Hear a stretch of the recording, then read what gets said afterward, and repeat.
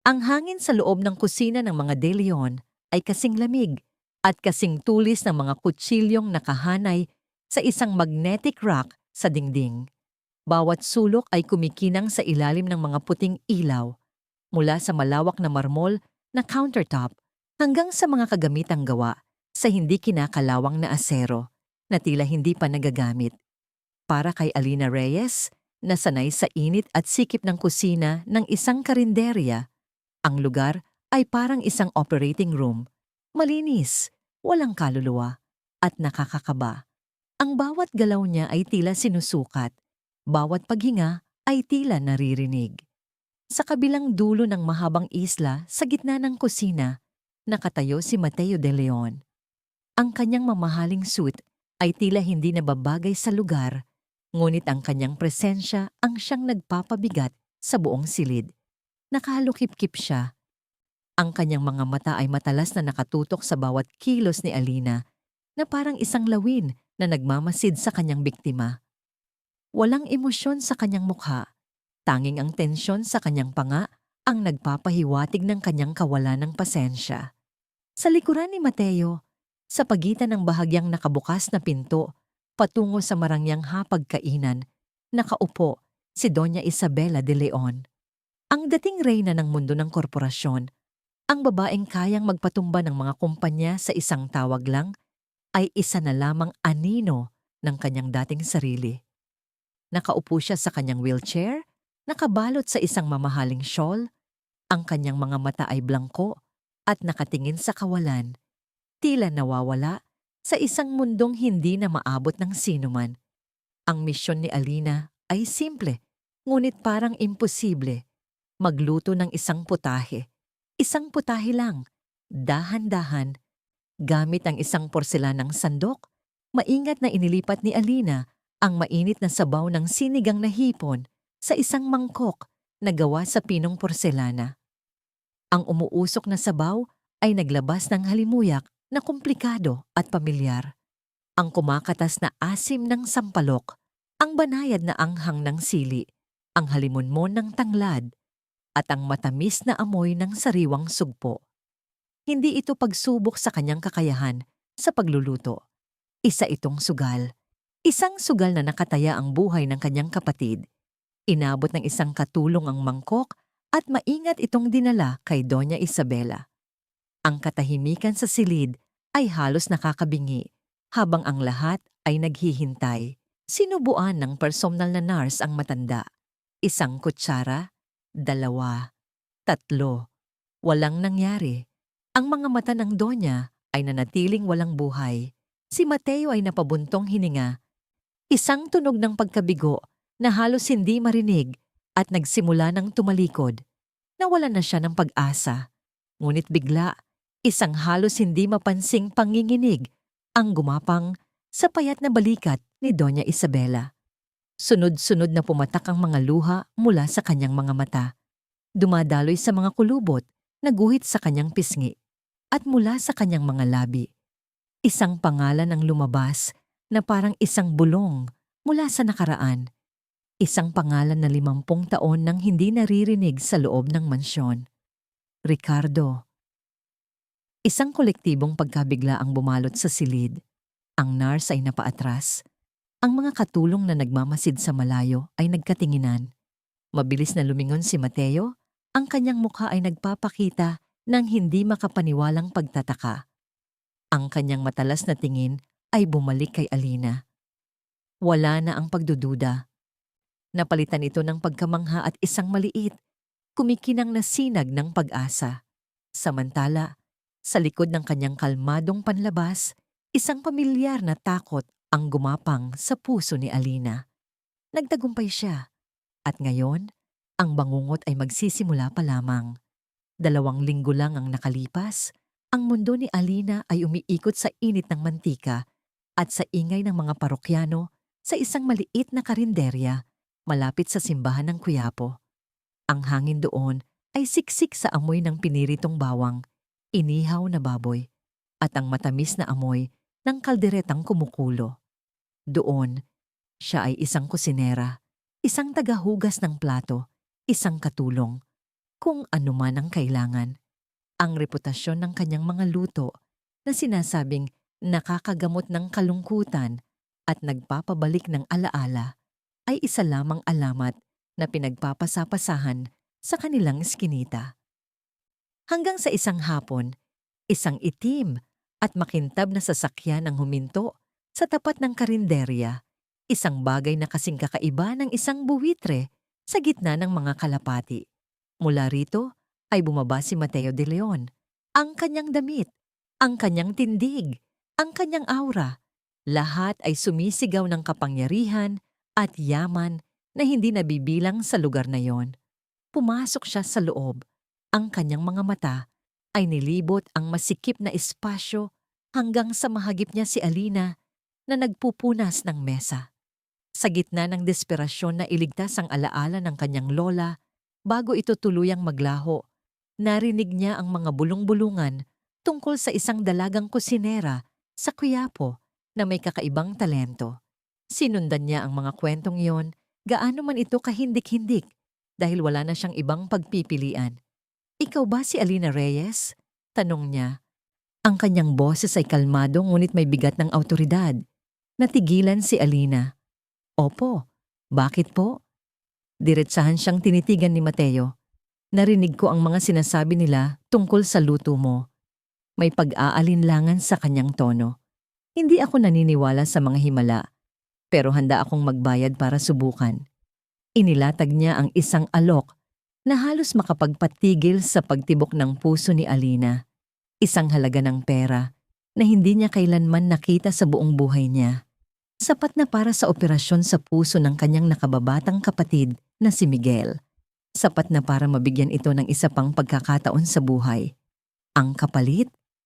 Kailangan niyang iwan ang lahat, tumira sa mansyon ng mga De Leon at maging personal na kusinera ni Doña Isabela. Ang kanyang tanging trabaho, tulungan ng matanda na maalala ang nakaraan sa pamamagitan ng kanyang mga luto. Nag-aalangan si Alina.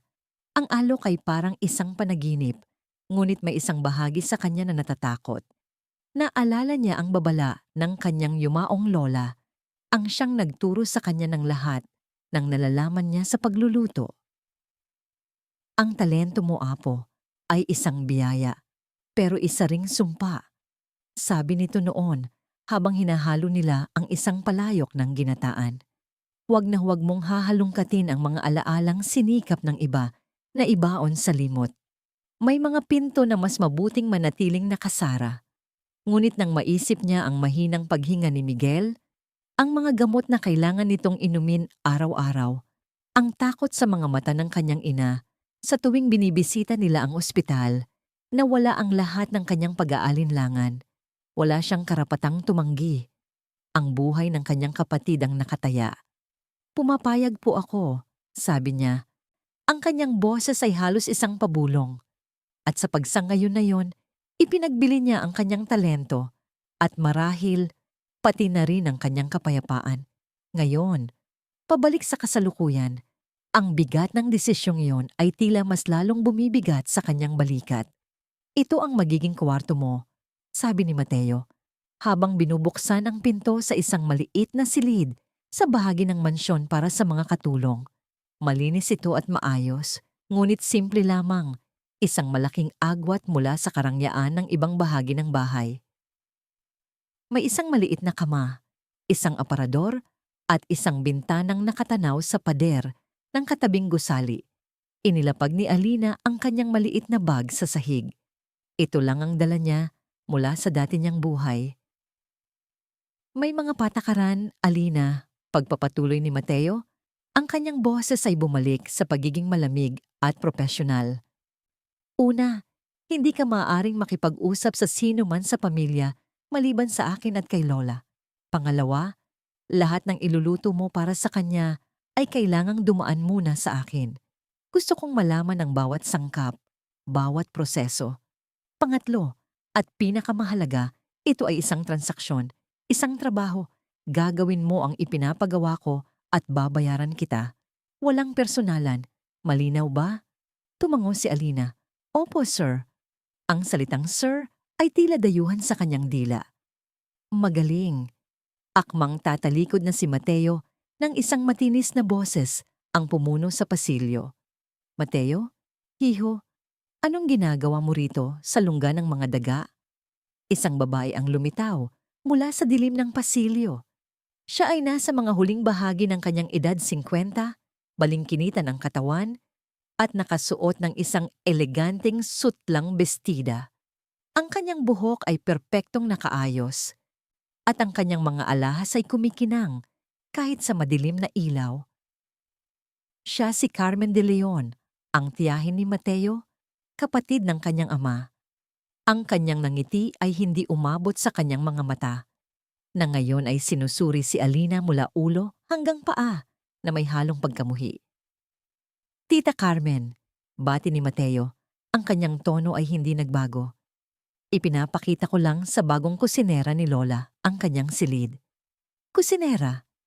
Inulit ni Carmen, ang isang kilay ay tumaas. Ang kanyang tingin ay bumalik kay Alina. Ito? Saan mo naman napulot ang batang ito? Mukha siyang galing sa probinsya. Sigurado ka bang marunong itong magluto ng higit pa sa kanin at tuyo? Naramdaman ni Alina na namula ang kanyang mga pisngi sa kahihiyan. Gusto niyang magsalita, ipagtanggol ang kanyang sarili, ngunit naaalala niya ang utos ni Mateo. Manahimik. Nagawa niya ang hindi nagawa ng mga doktor at espesyalista sa loob ng 5 taon, tita. Sagot ni Mateo, may bahid ng pagtatanggol sa kanyang boses. Naalala ni Lola ang isang pangalan dahil sa luto niya. Humalakhak si Carmen, isang tunog na walang saya. Isang pangalan. Baka naman nagkataon lang, o baka isa itong manggagansyo. Marami niyan ngayon, Mateo. Mga oportunistang handang gawin ang lahat para makapasok sa pamilyang ito. Ang kanyang mga mata ay nanatiling nakatitig kay Alina, puno ng pagbabanta at pagdududa. Mag-ingat ka, hiho. Baka sa halip na lunas, laso nang ipinasok mo sa pamamahay na ito. Hindi na hinintay ni Carmen ang sagot. Tinalikuran niya sila at naglakad palayo. Ang tunog ng kanyang mga takong ay umalingaw-ngaw sa tahimik na pasilyo, nag-iiwan ng isang nakakalasong tensyon sa hangin.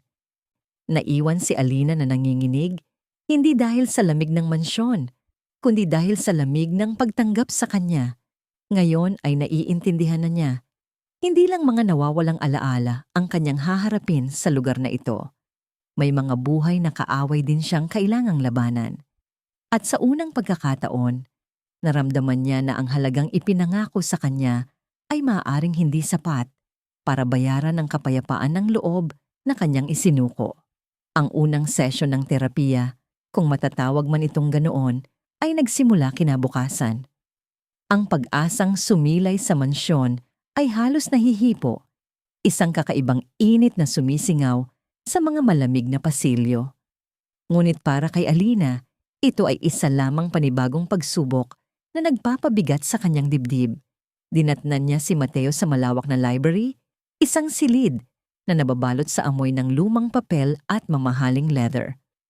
Ang mga pader ay natatakpan ng mga estanteng puno ng libro mula sahig hanggang kisame, mga saksi sa maraming henerasyon ng mga De Leon. Nakatayo si Mateo sa harap ng isang malaking bintana, nakatalikod sa pinto. Ang kanyang anyo ay isang madilim na silweta, laban sa liwanag ng umaga. Sir Mateo, mahinang tawag ni Alina. Humarap si Mateo. Wala na ang matalim na pagdududa sa kanyang mga mata, ngunit napalitan ito ng isang matinding pag-asa na halos nakakatakot. Para bang ipinapasa niya ang bigat ng buong mundo sa mga balikat ni Alina. Alina, sabi niya, ang kanyang boses ay mas malumanay kaysa kahapon. May ipapagawa ako sa iyo ngayon. Lumapit siya sa isang malaking lamesang gawa sa narra at may inilapag doon.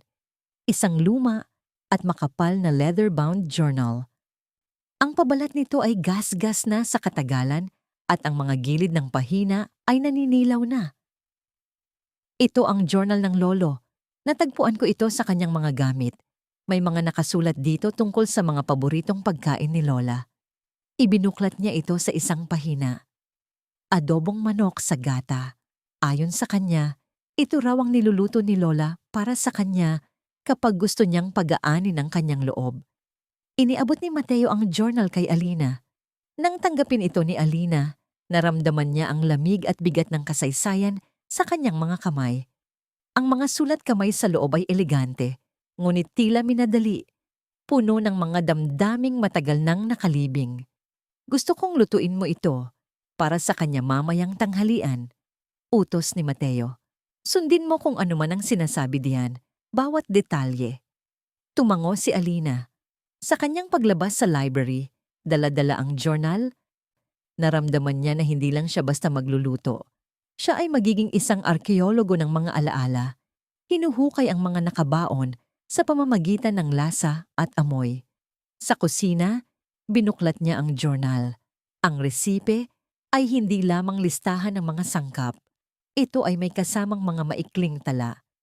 Ang sikreto ay ang pagpapakulo ng manok sa suka at toyo bago ilagay ang gata upang kumapit ng husto ang lasa. Gusto ni Isabela na may kaunting anghang, kaya maglagay ng 3 piraso ng siling labuyo. Huwag kalimutang durugin ang bawang, hindi hiwain. Mas lumalabas ang aroma. Sinunod ni Alina ang bawat salita na parang isang sagradong kasulatan. Pinirito niya ang dinurog na bawang hanggang sa maging ginintuan at mabango. Iginisa niya ang manok, hinayaang manuot ang lasa ng toyo at suka. Ang asim at alat ay naghalo sa hangin. Isang pamilyar na amoy sa kahit saang kusinang Pilipino. At nang sa wakas, ay ibinuhos niya ang purong gata ng niyog. Ang buong kusina ay napuno ng isang mayaman at matamis na halimuyak na nangangako ng kapanatagan. Habang hinahalo niya ang adobo, ang mga salita ng kanyang lola ay muling umalingaw-ngaw sa kanyang isipan. Ang bawat pagkain ay may kwento, apo. Tungkulin ng kusinero na ikwento ito ng tama. Ano kayang kwento ang ikukwento ng adobong ito? Nang ihain ng tanghalian, ang tensyon ay bumalik. Si Mateo, si Tita Carmen at ilan pang miyembro ng pamilya ay naroon, nagmamasid. Tulad ng dati, sinubuan ng nurse si Doña Isabela. Ang unang subo ay sinundan ng pangalawa. Sa pangatlong subo, ibinaba ng matanda ang kanyang kamay sa ibabaw ng kamay ng nurse, isang hudyat na huminto, na natili siyang nakapikit ng ilang sandali. Isabela, nag-aalalang tanong ni Carmen. Biglang iminulat ni Doña Isabela ang kanyang mga mata. Ngunit ngayon, hindi na ito blangko. Mayroon itong bakas ng isang malayong damdamin, takot. Ang ulan. Napakalakas ng ulan. Bulong niya, ang kanyang boses ay nanginginig. Ang kanyang tingin ay hindi nakatuon sa kanila, kundi sa isang sulok ng silid na para bang may nakikita siyang multo mula sa nakaraan. Enrique, anong ginagawa mo? Bakit ka nagmamadali? Si Enrique ang pangalan ng yumaong asawa ni Doña Isabela. Nagkatinginan sina Mateo at Carmen. Ang kahon! Patuloy ng matanda, ang kanyang paghinga ay bumibilis. Itinatago niya ang kahon na gawa sa kahoy, sa likod ng mga libro, sa library. Sabi niya, walang dapat makaalam, walang dapat makakita. Pagkatapos ng mga salitang yon, muli siyang bumalik sa kanyang pagiging manhid, na para bang isang kandilang biglang hinipan ng hangin. Ngunit sapat na ang kanyang mga sinabi. Nang walang imikan, tumayo si Mateo at nagmamadaling tinungo ang library. Sumunod si Alina sa likuran niya, hindi dahil sa utos, kundi dahil sa isang hindi maipaliwanag na puwersa na humihila sa kanya patungo sa misteryo. Ang library ay tahimik. Sa likod ng mga libro, inulit ni Mateo, ang kanyang mga mata ay nilibot ang libu-libong aklat. Pero saan? Si Alina, na may matalas na pakiramdam, ay may napansin. Isang hilera ng mga libro, makakapal na ensiklopedia, na tila mas bago at mas malinis kaysa sa iba. Lumapit siya at marahang itinulak ang isa. Hindi ito gumalaw, ngunit nang subukan niyang itulak ang buong hilera, isang mahinang pagklik ang narinig niya. Ang buong estante ay bahagyang umusad. Nagbubunyag ng isang maliit at nakatagong kompartimento sa pader. Sa loob, naroon ang isang kahon na gawa sa maitim na kahoy na kamagong, nababalot na sa alikabok at sapot ng gagamba. Maingat itong kinuha ni Mateo. Ang kandado nito ay kalawangin na, ngunit hindi nakasara. Nanginginig ang mga kamay ni Mateo habang binubuksan ang takip. Sa loob, mayroong isang salansan ng mga liham na nakatali ng isang kupas na pulang laso. Ang papel ay marupok na sa katagalan. Sa ilalim ng mga liham, may isang litratong itim at puti. Kinuha ni Mateo ang litrato. Ito ay larawan ng isang napakagandang babae, si Doña Isabela, sa kanyang kabataan. Ang kanyang mangiti ay maningning, puno ng buhay at pag-ibig. Ngunit ang lalaking katabi niya, ang braso ay nakaakbay sa kanya, ay hindi ang kanyang lolo Enrique. Ito ay isang binatang makisig.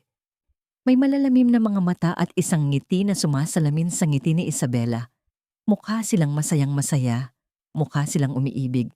Sa likod ng litrato, may nakasulat sa eleganteng sulat kamay, Isabela at Ricardo, Lawa ng Taal, 1968. Ricardo, bulong ni Mateo, ang pangalang unang binigkas ng kanyang lola kahapon. Hindi ito isang pangalang walang kabuluhan. Ito ang pangalan ng lalaki sa litrato. Nagbuklat si Mateo ng isa sa mga liham. Ito ay sulat kamay ni Ricardo para kay Isabela. Puno ito ng mga salita ng pagsinta, mga pangarap, mga pangakong magsasama habang buhay. Sino siya? Halos pabulong na tanong ni Alina, na para bang natatakot na basagin ang kabanalan ng sandali. Umiling si Mateo. Ang kanyang mukha ay puno ng pagkalito. Hindi ko alam. Ngayon ko lang narinig ang pangalang ito. Ngayon ko lang nakita ang mukhang ito. Sa unang pagkakataon, nakita ni Alina ang isang bitak sa perpektong kontroladong anyo ni Mateo de Leon. Isang bitak ng kawalang katiyakan at marahil, kaunting takot. Ang adobong niluto niya ay hindi lang nagbukas ng isang alaala. Nagbukas ito ng isang pinto sa isang lihim na nakatago sa loob ng 50 taon. Ang pangalang Ricardo ay kumalat sa mansyon na parang isang lihim na apoy. Ang mga matatandang katulong ay nagbubulungan sa mga sulok, sinusubukang alalahanin kung mayroon silang narinig na ganoong pangalan na nauugnay sa mga De Leon. Ricardo Cruz. Ang mga salita ay nagmula kay Lita, isang matandang kasambahay na halos buong buhay ay nagsilbi sa pamilya. Nagsimula siyang magtrabaho sa mansyon noong siya'y dalagita pa lamang, noong mga panahong buhay pa si Don Enrique. Nasa kusina noon si Lita, nagkakape, habang si Alina naman ay naghuhugas ng mga pinaglutuan. Sino po si Ricardo Cruz? Tanong ni Alina, ang kanyang boses ay mahinahon.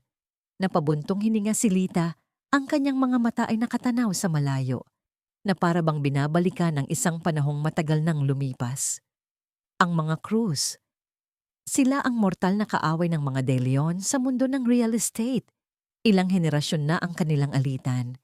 Si Don Ricardo Cruz, ang nag-iisang tagapagmana noon ng Cruz Properties. Matalik na magkaibigan daw sila ni Don Enrique noong una. Magkasosyo sa ilang negosyo. Pero may nangyari. Isang malaking away. Tungkol sa isang malaking lupain sa Tagaytay. Pagkatapos noon, sumumpa ang dalawang pamilya na hinding-hindi na sila magkakasundo. Pero ano pong kinalaman niya kay Doña Isabela? Umiling si Lita. Ayon sa kwento, si Doña Isabela at Don Enrique ay ipinagkasundo lang ng kanilang mga pamilya para pag-isahin ang kanilang mga negosyo. Pero ang sabi-sabi, ang totoong mahal daw noon ni Senyora Isabela ay si Ricardo Cruz. Tumingin siya kay Alina na may babala sa kanyang mga mata.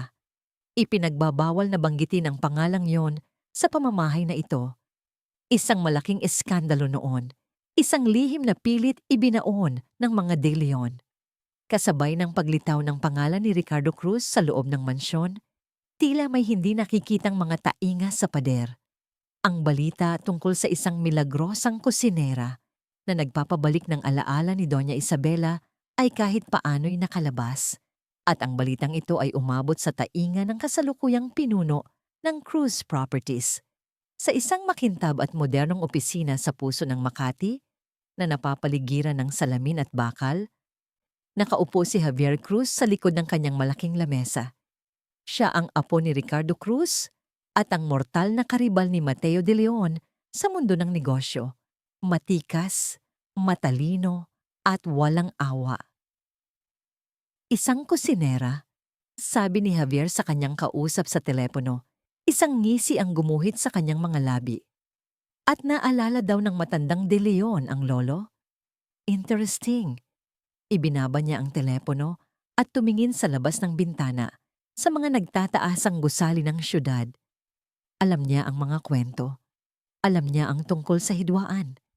At alam niyang may isang malaking piraso ng lupain sa Tagaytay na naging sanhi ng lahat. Isang lupain na pag-aari ngayon ng mga Cruz.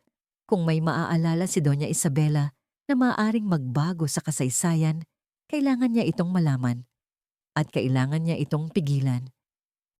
Hanapin ninyo ang lahat ng impormasyon tungkol sa babaeng yon. Utos niya sa kanyang intercom. Ang pangalan niya ay Alina Reyes. Gusto kong malaman ang lahat. Kung saan siya nakatira, kung sino ang pamilya niya, kung ano ang kanyang mga kahinaan. Ang mga piraso sa chessboard ay nagsimulang gumalaw. At si Alina, na walang kamalay-malay, ay nasa gitna ng lahat. Lumipas ang ilang araw. Hiniling ni Mateo kay Alina na magluto ng kare-kare. Isa pa itong paborito ni Don Enrique, ayon sa journal. Habang inihahanda ni Alina ang masalimuot na putahe, ang pagpapakulo sa buntot ng baka hanggang lumambot, ang pagsasangag ng bigas at mani para sa sarsa, ang paghahalo ng atswete para sa kulay, isang mabigat na pakiramdam ang bumalot sa kanya. Ang amoy ng kare-kare ay dapat na naghahatid ng kasiyahan ng pakiramdam ng isang piyesta. Ngunit sa kusinang yon, ang amoy ay tila may dalang babala.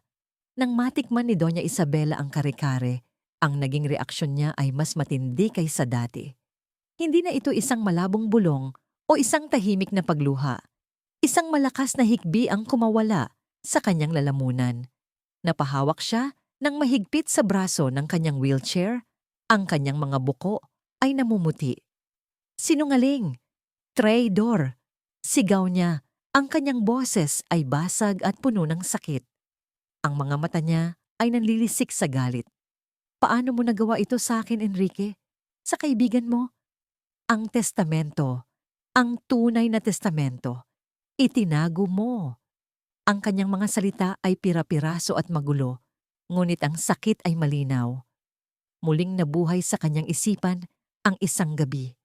Isang marahas na pagtatalo sa pagitan ng kanyang asawa at ni Ricardo Cruz. Mga papel na pinupunit. Mga sigawan tungkol sa isang testamento at sa lupain sa Tagaytay. May tumulong sa'yo. Humihikbing sabi ng matanda. May isang De Leon na kumampi sa kanila. Sa mga Cruz, isang ahas sa ating pamilya. Napatayo si Mateo. Ang kanyang mukha ay namumutla. Hindi na lamang ito tungkol sa isang ipinagbabawal na pag-ibig.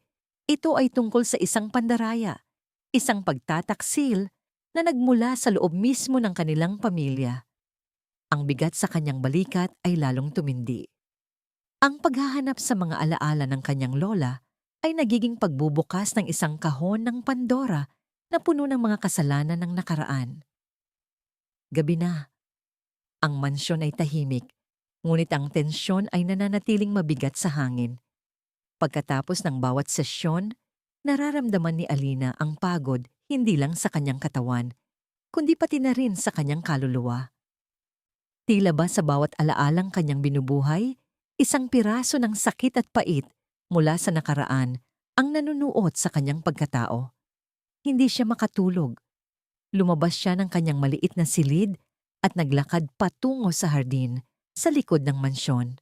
Doon, sa ilalim ng buwang bilog, may isang maliit na hardin ng mga sampagita.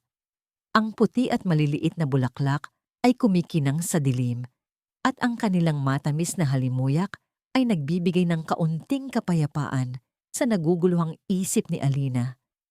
Umupo siya sa isang batong bangko, Niyakap ang kanyang mga tuhod at ipinikit ang kanyang mga mata.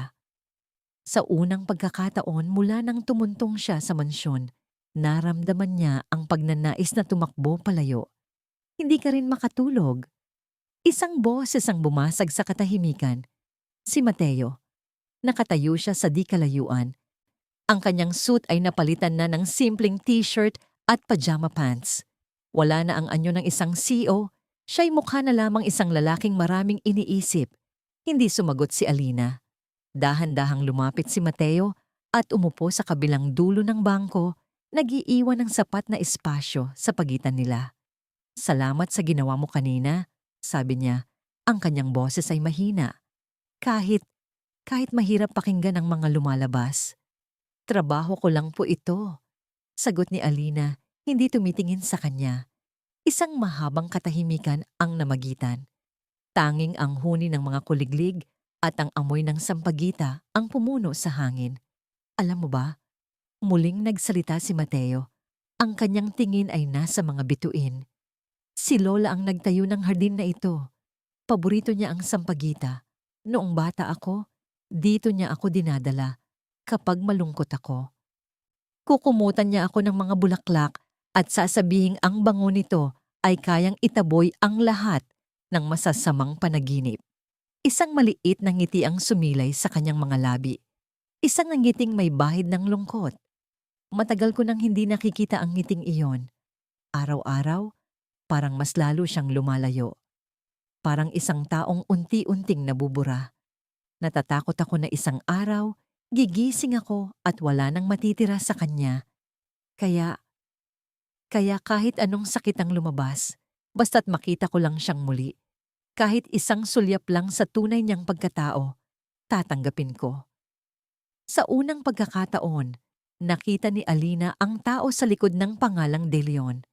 Ang apo na natatakot na mawalan. Ang lalaking nagdadala ng bigat ng pag-asa at desperasyon.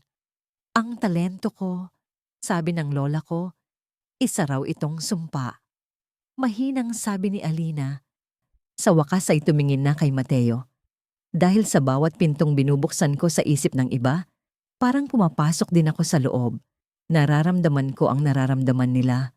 Ang saya, ang sakit, ang galit. Nakakapagod po. Parang ninanakaw ko ang isang bagay na hindi sa akin. Tinitigan siya ni Mateo at sa ilalim ng liwanag ng buwan, ang kanyang mga mata ay puno ng isang bagong damdamin. Pag-unawa. Hindi na siya isang kasangkapan. Hindi na siya isang kusinera. Sa sandaling iyon, siya ay si Alina, isang taong may sariling bigat na dinadala. Hindi ka nagnanakaw, Alina? Sabi ni Mateo. Ang kanyang boses ay mas matatag na ngayon. Nagbibigay ka. Ibinabalik mo ang isang bagay na ninakaw ng panahon. Ang kanilang mga mata ay nagtagpo. Walang namagitang salita. Ngunit isang hindi nakikitang ugnayan ang nabuo sa pagitan nila sa tahimik na hardin na yon. Isang ugnayan na hinabi ng mga pinagsasaluhang pasanin at ng matamis na halimuyak ng sampagita. Isang koneksyon na mas malalim at mas komplikado kaysa sa relasyon ng isang amo at ng kanyang tauhan. At sa sandaling iyon, alam nilang pareho na ang kanilang paglalakbay ay hindi na lamang tungkol sa pagbabalik ng mga alaala. Ito ay tungkol na rin sa pagtuklas ng kanilang mga sarili at ng isa't isa. Ang pangalang Ricardo ay kumalat sa mansyon na parang isang lihim na apoy. Ang mga matatandang katulong ay nagbubulungan sa mga sulok, ang kanilang mga boses ay kasing hina ng kaluskos ng mga tuyong dahon. Sinusubukang alalahanin kung mayroon silang narinig na ganoong pangalan na nauugnay sa mga De Leon. Ricardo Cruz. Ang mga salita ay nagmula kay Lita, isang matandang kasambahay na halos buong buhay ay nagsilbi sa pamilya. Nagsimula siyang magtrabaho sa mansyon noong siya'y dalagita pa lamang. Noong mga panahong buhay pa si Don Enrique at si Doña Isabela ay isa pang masiglang ginang ng tahanan. Nasa kusina noon si Lita, nagkakape sa isang sulok habang si Alina naman ay tahimik na naghuhugas ng mga pinaglutuan mula sa pananghalian. Ang amoy ng adobo ay nananatili pa rin sa hangin. Ngunit ngayon ay may kasama na itong amoy ng isang lihim na nabuksan. "Sino po si Ricardo Cruz?" tanong ni Alina. Ang kanyang boses ay mahinahon upang hindi makatawag ng pansin. Napabuntong hininga si Lita, isang mahaba at malalim na paghinga na tila naglalaman ng bigat ng maraming taon. Ang kanyang mga mata ay nakatanaw sa malayo, sa bintana ng kusina na nakaharap sa hardin, na para bang binabalikan ang isang panahong matagal nang lumipas. Ang mga Cruz. Sila ang mortal na kaaway ng mga De Leon sa mundo ng real estate. Ilang henerasyon na ang kanilang alitan, parang langis at tubig na hinding-hindi maghahalo. Si Don Ricardo Cruz ang nag-iisang tagapagmana noon ng Cruz Properties. Gwapo, matalino. Sabi ng mga nakakakilala sa kanya, matalik na magkaibigan daw sila ni Don Enrique noong una. Magkasosyo pa nga sa ilang negosyo. Pero may nangyari. Isang malaking away, isang hidwaan na sumira sa lahat. Huminto si Lita at sumimsim sa kanyang kape, tila nag-iipon ng lakas ng loob para magpatuloy. Tungkol sa isang malaking lupain sa Tagaytay, isang napakagandang lupain na may tanawin ng bulkan. Pagkatapos ng away na yon, sumumpa ang dalawang pamilya na hinding-hindi na sila magkakasundo. Naging magkaribal sila sa lahat ng bagay. Pero ano pong kinalaman niya kay Doña Isabela? Pag-uusisa ni Alina, ang kanyang puso ay bahagyang kumakabog. Umiling si Lita at lumingon sa paligid, tinitiyak na walang ibang nakakarinig. Ayon sa kwento-kwento ng mga matatanda dito, si Doña Isabela at Don Enrique ay ipinagkasundo lang ng kanilang mga pamilya.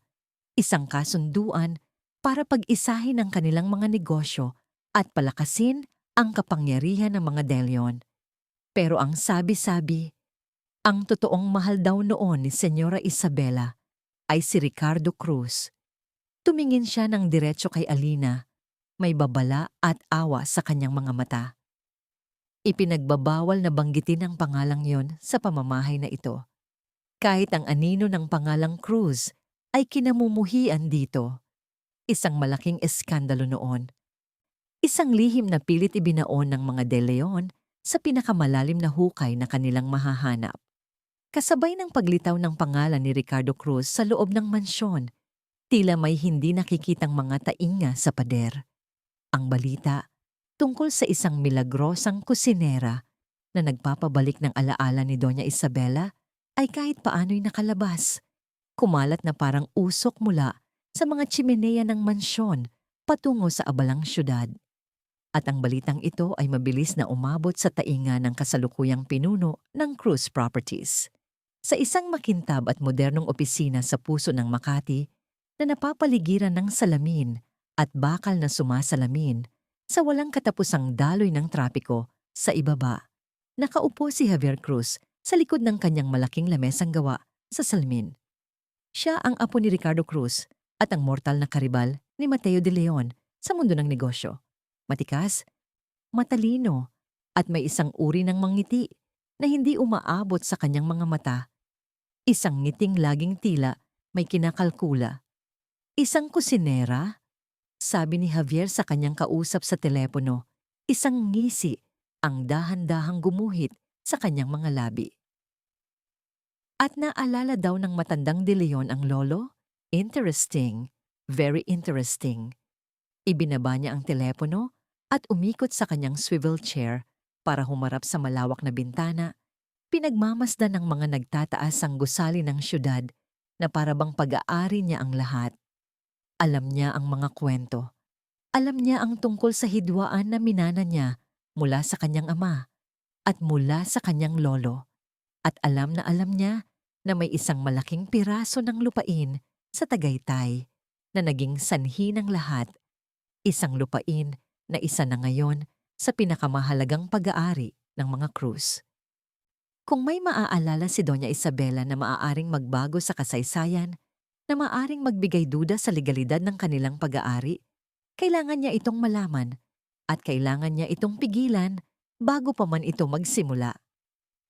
Miguel, utos niya sa kanyang intercom, ang kanyang boses ay kalmado, ngunit may diin. Hanapin ninyo ang lahat ng impormasyon tungkol sa isang babae. Ang pangalan niya ay Alina Reyes. Gusto kong malaman ng lahat kung saan siya nakatira, kung sino ang pamilya niya, kung ano ang kanyang mga kahinaan. Lahat.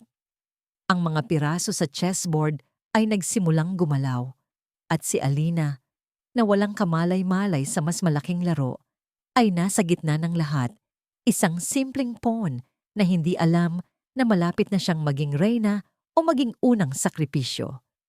Lumipas ang ilang araw ng nakakabinging katahimikan. Si Mateo ay tila mas naging abala sa opisina, ngunit alam ni Alina na ang isip nito ay nasa mansyon, sa kahon na puno ng mga liham, at sa litratong nagbubunyag ng isang nakaraang hindi nila alam. Isang gabi, ipinatawag siyang muli ni Mateo sa library. Kare-kare, sabi ni Mateo, walang anumang pambungad. Nakasulat sa journal na paborito ito ni Lolo tuwing may maliliit na pagdiriwang. Habang inihahanda ni Alina ang masalimuot na putahe kinabukasan. Ang matagal na pagpapakulo sa buntot ng baka hanggang sa ito'y lumambot na halos natutunaw na sa bibig. Ang maingat na pagsasangag ng bigas at mani para sa sarsa hanggang sa lumabas ang kanilang malinamnam na aroma. Ang dahan-dahang paghahalo ng atswete para sa perpektong kulay kahel na kulay. Isang mabigat na pakiramdam ang bumalot sa kanya. Ang amoy ng kare-kare ay dapat na naghahatid ng kasiyahan ng pakiramdam ng isang piyesta sa isang tahanang Pilipino. Ngunit sa malaki at malamig na kusinang yon, ang amoy ay tila may dalang babala, isang hula ng isang mapait na alaala. Nang ihain ang pagkain, ang tensyon sa hapagkainan ay mas matindi pa kaysa dati. Naroon si Tita Carmen, ang kanyang mga mata ay matalas na nakamasid sa bawat galaw ni Alina. Nang matikman ni Doña Isabela ang kare-kare na may kasamang bagoong, ang naging reaksyon niya ay mas matindi at mas nakakagulat kaysa sa mga nauna. Hindi na ito isang malabong bulong o isang tahimik na pagluha. Isang malakas at masakit na hikbi ang kumawala sa kanyang lalamunan. Napahawak siya ng mahigpit sa braso ng kanyang wheelchair. Ang kanyang mga buko ay namumuti sa diin. Sinungaling! Traidor! Sigaw niya. Ang kanyang boses ay basag at puno ng sakit na naipon sa loob ng 50 taon. Ang kanyang mga mata ay hindi na blangko. Nanlilisik ito sa galit na nakatutok sa isang espasyo sa kanyang harapan na para bang nakikita niya muli ang mukha ng kanyang yumaong asawa. Paano mo nagawa ito sa akin, Enrique? Sa kaibigan mo? Ang testamento. Nasaan ang tunay na testamento? Itinago mo. Ang kanyang mga salita ay pira-piraso at magulo, ngunit ang sakit sa likod ng mga ito ay malinaw na parang kristal. Sa isipan ng matanda, muling nabuhay ang isang gabing madilim at maulan. Isang marahas na pagtatalo sa pagitan ng kanyang asawa at ni Ricardo Cruz sa loob ng library. Mga papel na pinupunit. Mga sigawan tungkol sa isang testamento at sa lupain sa Tagaytay. Ang tunog ng nababasag na bote ng alak. Ang huling tingin ni Ricardo na puno ng sakit at pagkadismaya bago ito tuluyang umalis. May tumulong sa'yo. Humihikbing sabi ng matanda. Ang kanyang katawan ay nanginginig. Hindi mo yun magagawa ng mag-isa. May isang De Leon na kumampi sa kanila. Sa mga krus. Isang ahas sa ating pamilya. Napatayo si Mateo. Ang kanyang mukha ay namumutla na parang papel. Hindi na lamang ito tungkol sa isang ipinagbabawal na pag-ibig. Ito ay tungkol sa isang pandaraya, isang kasinungalingan, isang pagtataksil na nagmula sa loob mismo ng kanilang pamilya na siyang sumira hindi lang sa pagkakaibigan, kundi sa buhay ng 3 tao. Ang bigat sa kanyang balikat ay lalong tumindi. Ang paghahanap sa mga alaala ng kanyang lola ay nagiging pagbubukas ng isang kahon ng Pandora na puno ng mga kasalanan ng nakaraan. At ang bawat bagong revelasyon ay lalong nagpapadilim sa pangalan ng mga De Leon. Gabi na. Ang mansyon ay tahimik, ngunit ang tensyon na iniwan ng pagsigaw ni Doña Isabela ay nananatiling mabigat sa hangin, kumakapit sa mga mamahaling kurtina at lumang kasangkapan. Pagkatapos ng bawat session, nararamdaman ni Alina ang pagod hindi lang sa kanyang katawan, kundi pati na rin sa kanyang kaluluwa. Tila ba sa bawat alaalang kanyang binubuhay, isang piraso ng sakit at pait mula sa nakaraan ang nanunuot sa kanyang pagkatao, inuubos ang kanyang lakas. Hindi siya makatulog. Ang mga salita ni Doña Isabela ay umuulit-ulit sa kanyang isipan. Lumabas siya ng kanyang maliit na silid at naglakad patungo sa hardin sa likod ng mansyon. Doon, sa ilalim ng buwang bilog, may isang maliit na hardin ng mga sampagita. Ang puti at maliliit na bulaklak ay kumikinang sa dilim at ang kanilang matamis at banayad na halimuyak ay nagbibigay ng kaunting kapayapaan sa kanyang naguguluhang isip. Umupo siya sa isang batong bangko, niyakap ang kanyang mga tuhod at ipinikit ang kanyang mga mata, hinahayaang ang bango ng sampagita ang maging kanyang kanlungan. Sa unang pagkakataon mula nang tumuntong siya sa mansyon, naramdaman niya ang matinding pagnanais na tumakbo palayo. Bumalik sa simple niyang buhay, malayo sa mga mabibigat na lihim ng mga mayayaman. Hindi ka rin makatulog? Isang boses ang bumasag sa katahimikan. Si Mateo. Nakatayo siya sa di kalayuan, sa may pintuan ng hardin. Ang kanyang mamahaling suit ay napalitan na ng simpleng itim na t-shirt at gray na pajama pants. Wala na ang anyo ng isang CEO na laging kontrolado ang lahat. Sa liwanag ng buwan, siya'y mukha na lamang isang lalaking maraming iniisip at pinapasan. Hindi agad sumagot si Alina. Tumango lang siya ng bahagya. Dahan-dahang lumapit si Mateo at umupo sa kabilang dulo ng bangko. Nag-iiwan ng sapat na espasyo sa pagitan nila. Isang espasyong puno ng mga hindi masabing salita. "Salamat sa ginawa mo kanina," sabi niya. Ang kanyang boses ay mas mahina at mas pagod kaysa karaniwan. Kahit mahirap pakinggan ang mga lumalabas. "Trabaho ko lang po ito," sagot ni Alina. Ang kanyang tingin ay nanatili sa mga bulaklak, hindi sa kanya. Isang mahabang katahimikan ang namagitan. Tanging ang huni ng mga kuliglig at ang matamis na amoy ng sampagita ang pumuno sa hangin. "Alam mo ba?" Muling nagsalita si Mateo.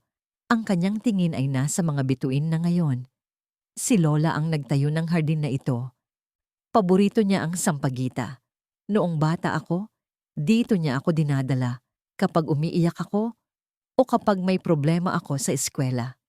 Kukumutan niya ako ng mga kwintas ng sampagita at sasabihing ang bango nito ay kayang itaboy ang lahat ng masasamang panaginip at kalungkutan.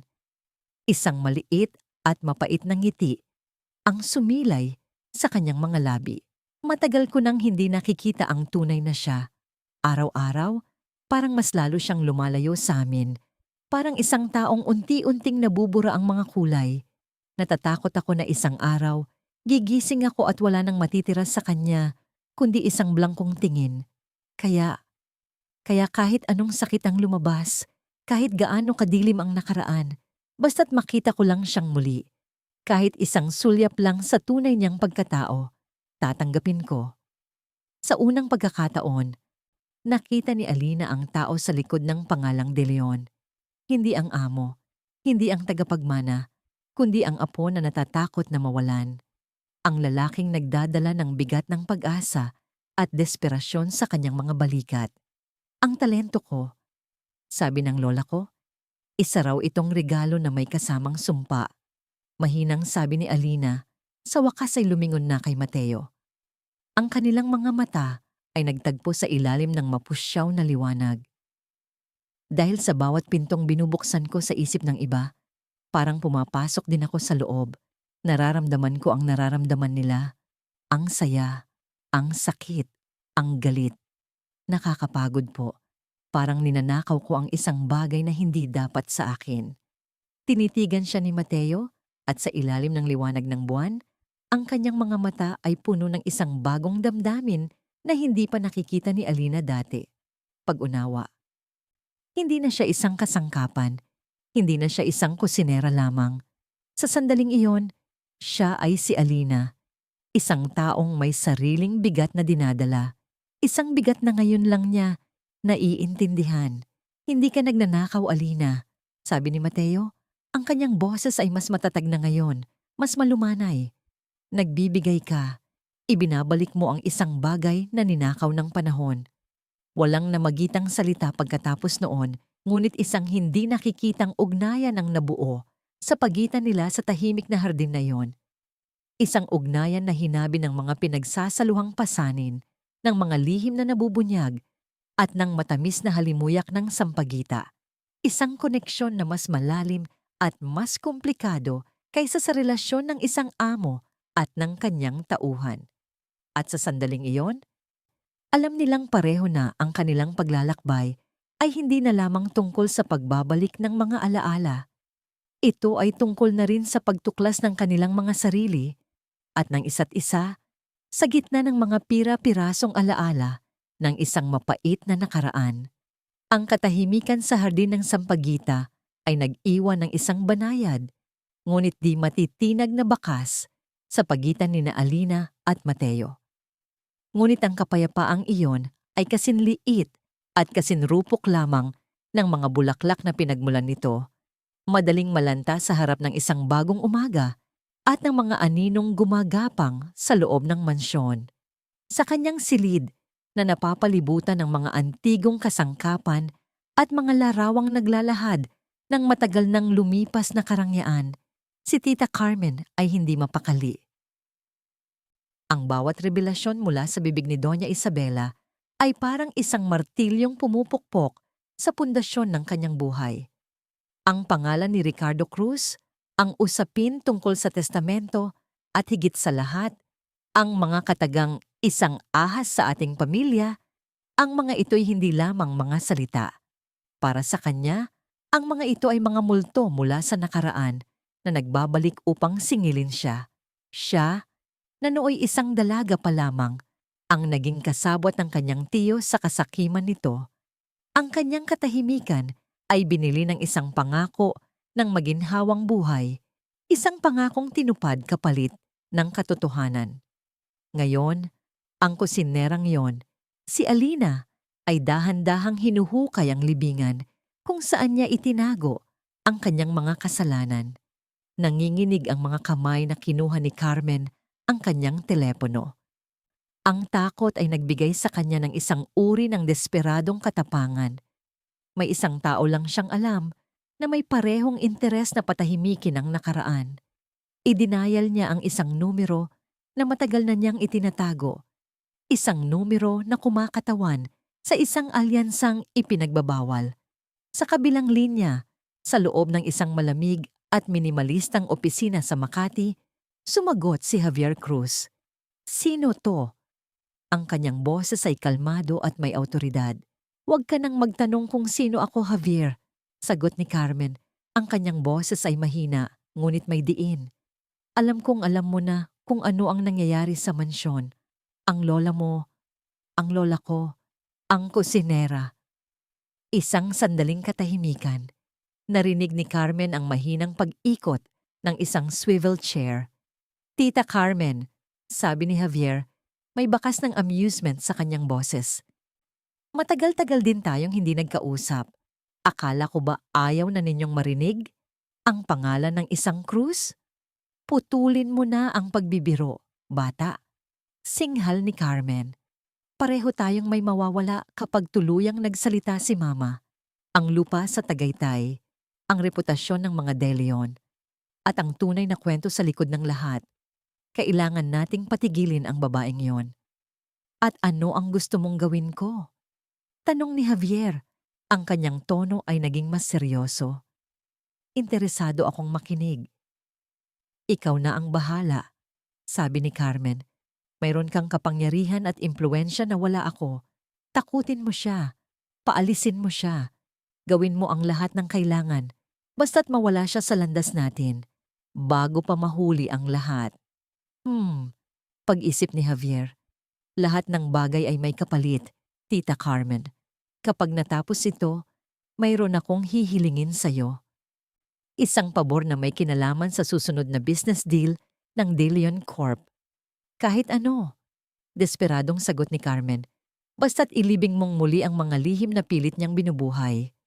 Pagkababa ng telepono, isang malamig na ngiti ang sumilay sa mga labi ni Javier Cruz. Ang tawag ni Carmen ay isang hindi inaasahang biyaya. Hindi na niya kailangang kumilos ng patago. Mayroon na siyang kasabwat mula sa loob mismo ng kampo ng kaaway. Ang plano ay nagsimulang mabuo sa kanyang isipan. Isang planong kasing talim at kasing kinis ng salamin sa kanyang opisina. Kinabukasan, binigyan ni Mateo si Alina ng pahintulot na lumabas sandali upang bumili ng ilang espesyal na sangkap mula sa isang palengke sa Quiapo na kilala sa mga sariwang paninda nito. Ito ang unang pagkakataon na nakalabas siya ng mansyon ng mag-isa mula nang magsimula siyang magtrabaho roon. Ang sariwang hangin, ang ingay ng mga tao, ang makulay na tanawin ng palengke. Ang lahat ng ito ay dapat na nagbigay sa kanya ng ginhawa, ngunit isang hindi maipaliwanag na kaba ang nanatili sa kanyang dibdib. Pakiramdam niya ay may mga matang nakamasid sa kanya. Habang pumipili siya ng mga gulay, isang lalaking nakasuot ng mamahaling business suit ang biglang humarang sa kanyang dinaraanan. Matangkad, matikas, at may ngiting hindi umaabot sa kanyang mga mata. Si Javier Cruz. Alina Reyes, sabi nito. Ang kanyang boses ay malambing, ngunit may nakatagong lamig. Mas maganda ka pala sa personal kaysa sa mga litrato. Napaatras si Alina. Ang kanyang puso ay nagsimulang kumabog ng mabilis. Sino po kayo? Paano ninyo nalaman ang pangalan ko? Sabihin na lang natin na may interes ako sa mga bagay na may kinalaman sa mga De Leon. Sagot ni Javier habang dahan-dahang lumalapit. At ikaw, Miss Reyes, ang pinaka-interesanting bagay na lumitaw sa mansyon na yon sa loob ng maraming taon. Hinawakan niya ang isang piraso ng kamatis mula sa basket ni Alina at pinaglaruan ito sa kanyang mga daliri. Narinig ko ang tungkol sa iyong talento. Isang napaka-espesyal na regalo. Ngunit alam mo, kung minsan ang mga regalo ay maaring maging mapanganib, lalo na kapag ginagamit ito sa pagbubukas ng mga bagay na dapat ay manatiling nakasara. Hindi ko po kayo maintindihan, sabi ni Alina, sinusubukang magpakatatag. Ang ngiti ni Javier ay nawala. Kung gayon, hahayaan kitang maintindihan. Mayroon kang nakababatang kapatid, hindi ba? Si Miguel. Isang napakabait na bata. Nangangailangan ng operasyon sa puso. Napakamahal na operasyon. Nakakalungkot isipin kung may mangyayaring masama sa kanya. Halimbawa, kung biglang magkaroon ng problema sa ospital o kung biglang mawala ang doktor na oopera sa kanya. Ang mga aksidente ay nangyayari araw-araw. Nanlamig ang buong katawan ni Alina. Ang hangin ay tila nawala sa kanyang mga baga. Anong gusto ninyo? Simple lang, sabi ni Javier, inilapit ang kanyang mukha. Tigilan mo na ang ginagawa mo.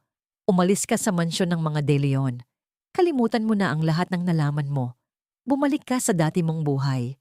Kung gagawin mo yan, titiyakin kong magiging ligtas ang kapatid mo at matutuloy ang kanyang operasyon.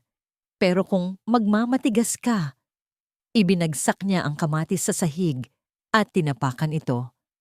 Ang pulang katas nito ay kumalat na parang dugo. Isipin mo na lang na puso iyan ng kapatid mo. Tumalikod si Javier at nagsimulang maglakad palayo na para bang walang nangyari. Binibigyan kita ng 2 araw para mag-isip. Huwag mo akong bibiguin. Naiwan si Alina na nakatayo sa gitna ng palengke. Nanginginig. Ang ingay sa paligid ay nawala. Napalitan ng malakas na dagundong ng kanyang puso. Nakakulong siya.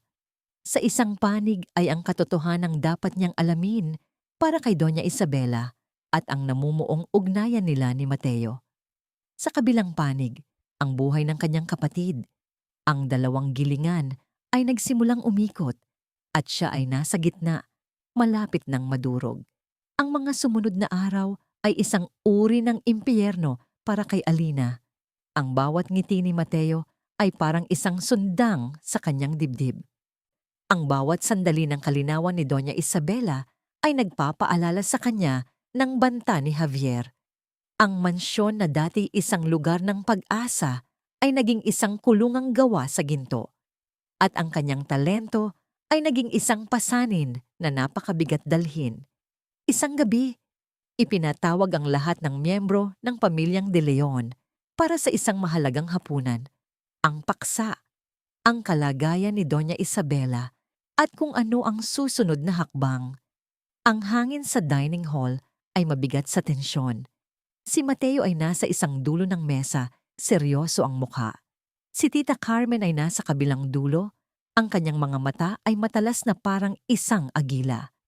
Pagkatapos ng pangunahing putahe, biglang nagsalita si Tita Carmen. Ang kanyang boses ay tumatagos sa katahimikan. Mateo, Apo, natutuwa ako na tila may pag-unlad sa kalagayan ni Mama. At lahat daw iyon ay dahil sa babaeng ito. Sabi niya, itinoon ang tingin kay Alina na tahimik na nakatayo sa isang sulok. Pero hindi pa rin ako kumbinsido. Kung totoo na ngang may mahika ang kanyang mga kamay, gusto kong makita. Tumingin siya ng diretso kay Alina, isang mapanghamong ngiti sa kanyang mga labi. Gawan mo kami ng panghimagas, leche flan, ang paboritong panghimagas ni Mama noong araw. Sinasabi niya na ang perpektong leche flan ay kasing kinis ng salamin at kasing tamis ng unang pag-ibig. Tingnan natin kung kaya mong buhayin ang ganoong alaala. Ang hamon ay malinaw. Ito ay isang pagsubok sa harap ng buong pamilya.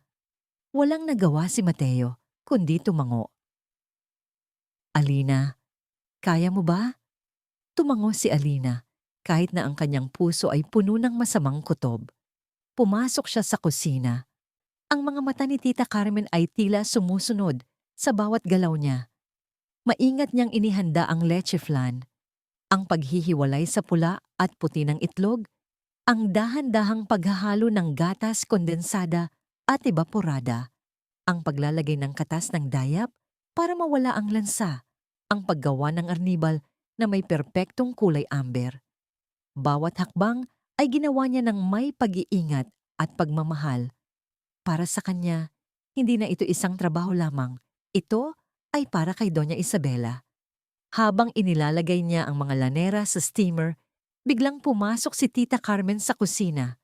"Lita!" sigaw nito. "Nasaan na ang tsaa na ipinapatimpla ko? Bakit ang tagal-tagal?" Nagmamadaling lumabas si Lita mula sa pantry. "Sandali lang po, Senyora Carmen. Tinatapos ko lang po." "Hayaan mo na yan. Ako na ang kukuha," sabi ni Carmen at sinadyang dumaan sa likuran ni Alina. Sa isang iglap, habang ang atensyon ng lahat ay nasa kanya, ibinagsak niya ang isang maliit na sisidlan ng asukal sa sahig. Nako, ang clumsy ko naman. Habang sina Alina at Lita ay abala sa paglilinis ng natapong asukal, mabilis na kumilos si Carmen. Sa isang sulok ng counter kung saan nakahanda ang isa pang batch ng asukal na gagamitin sana para sa garnish, mabilis niyang pinalitan ang laman nito ng isang puting pulbos mula sa isang maliit na pakete sa kanyang bulsa. Isang artipisyal na pampatamis na may matapang at chemical na lasa. Isang maliit na detalye, isang mabilis na kilos na walang sino mang nakapansin. "Pasensya na sa abala," sabi ni Carmen na may pekeng na ngiti bago lumabas ng kusina. Ang kanyang puso ay kumakabog, ngunit ang kanyang mukha ay kalmado. Ang lason ay naitanim na. Hinihintay na lang niya ang pag-ani. Nang ihain ng leche flan, lahat ay humanga. Ang ibabaw nito ay makintab na parang salamin. Ang kulay ay perpektong gintong kayumanggi. Ang bawat hiwa ay nagpapakita ng isang makinis at walang butas na tekstura. Mukha itong perpekto, mukhang masarap, sabi ng isa sa mga kamag-anak. Kumuha si Mateo ng isang kutsarita at ibinigay ito kay Doña Isabela. Ang lahat ay nakatutok sa matanda, naghihintay. Dahan-dahang isinubo ni Doña Isabela ang panghimagas. Sa unang segundo, wala. Ngunit pagkatapos, isang pagkunot ng noo, isang ekspresyon ng pagkalito. Pagkatapos ay pagkasuklam, bigla siyang umubo at pagkatapos ay nasamid. Ang kanyang mga mata ay nanlaki sa takot. Hindi ito ang tamis na kanyang inaasahan. Ito ay isang kakaibang lasa, mapait, artipisyal, at nakakasulasok. Tubig, hirap niyang sabi, at pagkatapos, ang katawan niya ay biglang nanigas. Ang kutsara ay bumagsak mula sa kanyang kamay. Lumikha ng isang matunog na kalansing sa katahimikan. Ang kanyang mga braso at binti ay nagsimulang mangisay ng marahas. Ang kanyang mga mata ay pumuti at isang mahinang bula ang lumabas sa kanyang bibig. Nagsimula ang kaguluhan. "Mama! Anong nangyayari?" Sigaw ng isang tiyahin ni Mateo. "Tawagin ang doktor! Bilis!" Utos ng isa pa. Sa gitna ng lahat ng panik, tumayo si Tita Carmen. Ang kanyang mukha ay puno ng pagkukunwaring takot at galit. Itinuro niya ang kanyang nanginginig na daliri kay Alina. "Siya! Ang babaeng iyan! Ang leche flan! May lason iyan!" Sigaw niya. Ang kanyang boses ay umalingaw-ngaw sa buong silid. "Sinabi ko na sa inyo, isa siyang manloloko, isang mangkukulam. Gusto niyang patayin si Mama." Nilalason niya ang matanda. Lahat ng mga mata ay napunta kay Alina. Ang mga ito'y puno ng akusasyon, takot at galit. "Hindi po totoo iyan. Wala po akong ginagawang masama." Umiiyak na sabi ni Alina, ngunit ang kanyang boses ay nalunod sa kaguluhan. Si Mateo ay napatayo. Ang kanyang mukha ay kasing putla ng mantel. Nakita niya ang kanyang lola na nag-aagaw buhay sa wheelchair. Narinig niya ang mga sigaw ng kanyang tita. Nakita niya ang takot sa mukha ng kanyang buong pamilya. Ang bigat ng responsibilidad, ang pressure, ang takot. Lahat ay bumagsak sa kanya sa isang iglap. Tumingin siya kay Alina at sa sandaling iyon, ang pag-unawa at ang namumuong pagtitiwala na nabuo sa hardin ng Sampaguita ay gumuho. Sa kanyang mga mata, nakita ni Alina ang isang bagay na mas masakit pa kaysa sa lahat ng mga akusasyon. Pagdududa, pagkabigo. Isang malamig at matalim na tingin na tila tumutusok sa kanyang puso. "Mga gwardiya." Ang boses ni Mateo ay mababa. Halos isang ungol, ngunit puno ng awtoridad na hindi matitinag. "Palabasin ninyo siya." "Mateo, pakiusap. Maniwala ka sa akin." Pagmamakaawa ni Alina, ang mga luha ay malayang dumadaloy sa kanyang mga pisngi. "Palabasin siya ngayon din." Sigaw niya. Ang kanyang kontrol ay tuluyan nang nawala. Dalawang malalaking gwardya ang humawak sa braso ni Alina. Kinaladkad siya palabas ng dining hall, palabas ng mansyon, sa gitna ng mga mapanghusgang tingin at bulungan ng ibang mga katulong. Hindi siya pumalag. Ang kanyang lakas ay naubos na. Ang tanging nararamdaman niya ay ang sakit ng pagkakanulo. Isang sakit na mas mapait kaysa sa anumang lason. Habang itinutulak siya palabas ng malaking tarangkahan, ang huling imaheng nakita niya ay ang mukha ni Mateo. Isang mukha na puno ng galit at sakit. Isang mukha na hindi na niya makikilala. Ang tarangkahan ay nagsara ng may malakas na kalabog na siyang nagsilbing tuldok sa kanyang pinakamasamang bangungot. Ang ulan ay nagsimulang bumuhos habang si Alina ay naglalakad ng walang direksyon palayo sa mansyon ng mga De Leon. Bawat patak ay tila nakikisimpatiya sa kanyang mga luha. Ang marangyang subdivision ay naging isang maze ng kalungkutan at sa wakas, sumakay siya ng bus pabalik sa kanyang pinanggalingan. Pagdating niya sa kanilang maliit na apartment sa isang magulong eskinita sa Maynila, nadatnan niyang tulog na ang kanyang kapatid. Umupo siya sa sahig sa tabi ng kama nito. Niyakap ang kanyang mga tuhod at doon ibinuhos ang lahat ng kanyang sakit at sama ng loob. Nabigo siya. itinaboy, pinagbintangan, at ang pinakamasakit sa lahat, ang taong nagsimulang maging mahalaga sa kanya ay ang siyang unang tumalikod. Kinabukasan, nanatili lang siya sa loob ng kanyang silid, nakatulala sa kawalan. Ang mundo sa labas ay nagpatuloy, ngunit ang kanyang mundo ay huminto. Sa gitna ng kanyang pagluluksa, may kumatok sa kanyang pinto. Nang buksan niya ito, nakita niya si Lita, ang matandang kasambahay na basang-basa sa ulan at may dalang isang maliit na bayong. Lita, anong ginagawa ninyo dito? Paano ninyo nalaman? Kailangan kitang makausap, Hija, sabi ni Lita. Ang kanyang mukha ay puno ng pag-aalala. Pinapasok siya ni Alina. Matapos magpunas at makainom ng mainit na tubig, nagsalita ang matanda. Alam kong hindi mo ginawa yon, Alina. Alam ko. Pero wala na pong maniniwala sa akin. Mapait na sagot ni Alina.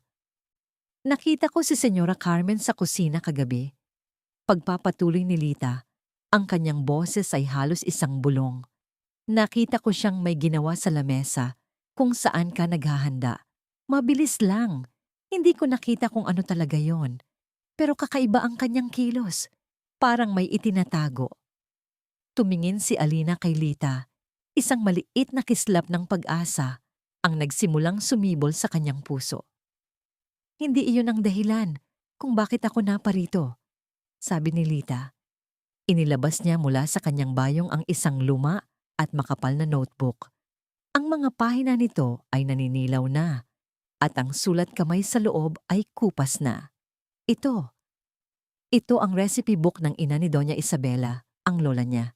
Itinago ko ito sa loob ng maraming taon. Ibinilin sa akin ng yumaong kusinera na ingatan ko raw ito. Binuklat ni Lita ang libro sa isang partikular na pahina. Nakasulat doon ang isang recipe para sa arroz caldo. Pero hindi ito ordinaryong arroz caldo, paliwanag ni Lita. Mayroon itong isang espesyal na sangkap, isang uri ng halamang gamot na sa Batangas lang matatagpuan. Sabi sa kwento, ito raw ang niluluto ng ina ni Senyora Isabela sa kanya tuwing siya ay may sakit o malungkot noong bata pa siya. Ito raw ang pagkain na nagbibigay sa kanya ng pinakamatinding kapanatagan. Isang pagkain ng katotohanan at pagmamahal ng isang ina. Inilapag ni Lita ang libro sa mga kamay ni Alina. Hindi ka isang manloloko, Alina. May regalo ka? At ang regalong yan ang kailangan nila ngayon, higit kailanman. Huwag mong hayaan na ang kasinungalingan ng isang tao ang tumapos sa lahat. Tinitigan ni Alina ang lumang libro. Ang amoy ng mga lumang papel ay humalo sa amoy ng ulan sa labas. Sa mga kupas na salita sa pahinang yon, hindi lang isang recipe ang kanyang nakita.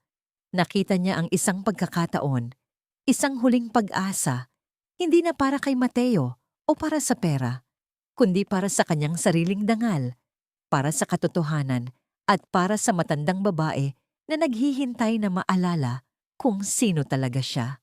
Ang apoy sa kanyang kalooban na akala niya'y tuluyan ng namatay ay muling nagliyab. Ang apoy sa kanyang kalooban na inakala niyang tuluyan ng pinatay ng malamig na ulan ng pagkakanulo ay muling nagliyab. Ang mga salita ni Lita, kasama ng bigat ng lumang aklat sa kanyang mga kamay, ay nagbigay sa kanya ng isang bagay na mas matibay pa sa pag-asa. Nagbigay ito sa kanya ng isang layunin. Hindi na ito tungkol sa pagpapatunay ng kanyang sarili kay Mateo. Hindi na ito tungkol sa perang kailangan para sa operasyon ni Miguel. Ito ay para sa kanyang dangal, para sa katotohanan na pilit ibinabaon, at para kay Doña Isabela, ang matandang babae na naging biktima ng isang napakatagal na kasinungalingan. Sa tulong ni Lita, sinimulan nilang ihanda ang lahat. Si Lita, gamit ang kanyang koneksyon sa isang kaibigan sa Batangas, ay nagawang makakuha ng isang maliit na bungkos ng espesyal na halamang gamot, ang susi sa recipe. Inabot ito sa kanila ng isang trooper ng bus sa terminal. Nakabalot sa dahon ng saging, ang amoy nito ay kakaiba. Isang pinaghalong amoy ng lupa, luya, at isang hindi maipaliwanag na bango na tila nagmumula sa nakaraan.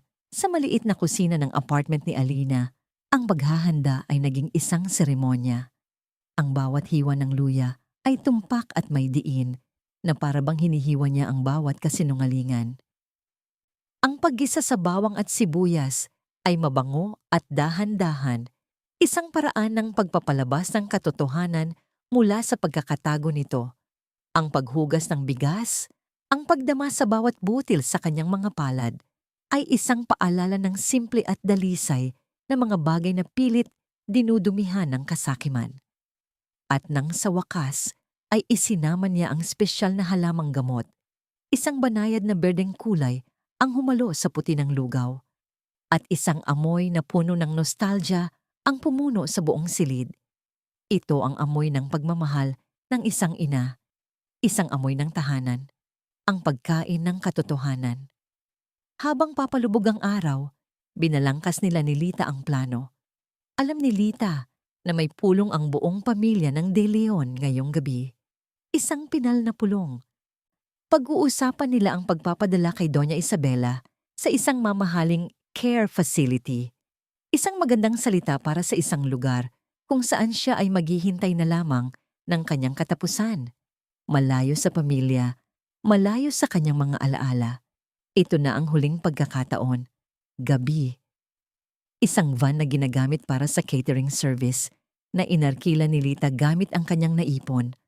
Ang huminto sa isang madilim na bahagi ng kalsada malapit sa likurang pader ng mansyon. Alam ni Lita ang isang maliit na pinto sa hardin na bihirang gamitin at may sirang kandado. Tahimik silang pumasok. Si Alina ay tulak-tulak ang isang maliit na food cart na natatakpan ng puting tela. Ang mainit na kaldero ng aros kaldo ay maingat na nakalagay sa loob. Ang bawat yabag sa damuhan ay tila isang malakas na ingay sa katahimikan ng gabi. Ang bawat anino mula sa mga puno ay tila isang bantay na handang sumigaw. Mula sa bintana ng kusina, tanaw nila ang dining hall na ngayon ay ginawang conference room. Ang mahabang mesa ay napapalibutan ng mga seryosong mukha ng mga De Leon. Naroon si Mateo, nakaupo sa kabisera. Ang kanyang mukha ay guhit-guhit ng pagod at bigat ng desisyon. Naroon si Tita Carmen, ang kanyang mukha ay nagpapakita ng isang pekeng pag-aalala. At naroon si Doña Isabela, nakaupo sa kanyang wheelchair sa isang sulok. Ang kanyang mga mata ay blangko. Ang kanyang presensya ay tila isang multo sa sarili niyang pamamamahay. Ang hatol ay malapit ng ibigay. Ngayon na. Bulong ni Lita. Tinapik ang kamay ni Alina. Ipakita mo sa kanila. Humugot ng isang malalim na hininga si Alina. Ang init mula sa food cart ay nagbibigay ng kakaibang lakas sa kanyang mga kamay. Itinulak niya ang cart palabas ng anino ng kusina, patawid sa makintab na sahig, patungo sa puso ng lungga ng mga leon. Ang tunog ng maliliit na gulong ng food cart sa sahig na gawa sa marmol ay kasing lakas ng isang kulog sa loob ng silid na puno ng tensyon. Lahat ng pag-uusap ay huminto. Lahat ng mga ulo ay lumingon sa pinanggalingan ng tunog. Ang kanilang mga mata, puno ng pagtataka, pagkalito, at pagkatapos ay galit, ay napako kay Alina. Anong ginagawa mo rito? Ang unang nagsalita ay isa sa mga tiyahin. Ang kanyang boses ay matinis sa gulat. Paano ka nakapasok? Mga gwardya. Sigaw ng isa pa. Ngunit si Mateo ay hindi kumilos. Napatayo siya, ang kanyang mga kamao ay nakakuyom sa ibabaw ng mesa. Ang kanyang mga mata ay nag-aapoy sa galit at isang bagay na mas malalim. Isang bagay na parang nasaktan. Alina, ang pangalan niya ay isang babala, isang ungol na puno ng pagbabanta. Umalis ka. Ngayon din. Hindi natinag si Alina. Dahan-dahan niyang itinulak ang cart hanggang sa gitna ng silid. Ang kanyang mga mata ay hindi bumibitaw sa pagkakatitig kay Mateo. Ang takot ay naroon sa kanyang dibdib, ngunit ang determinasyon sa kanyang puso ay mas malakas. Hindi ako aalis, sabi niya. Ang kanyang boses ay mahinahon, ngunit matatag, sapat na para marinig ng lahat. Hindi hanggat hindi ninyo nalalaman ang totoo. Wala kaming pakialam sa'yo. Isa kang sinungaling. Laso ng dala mo. Sigaw ni Tita Carmen. Ang kanyang mukha ay namumula sa takot na nagpapanggap na galit. Lumapit si Mateo, handang personal na paalisin si Alina.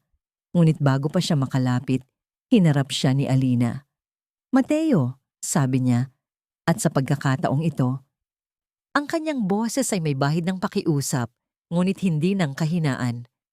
Ang lahat ng hinihiling ko ay isang pagkakataon, isang mangkok, isang subo.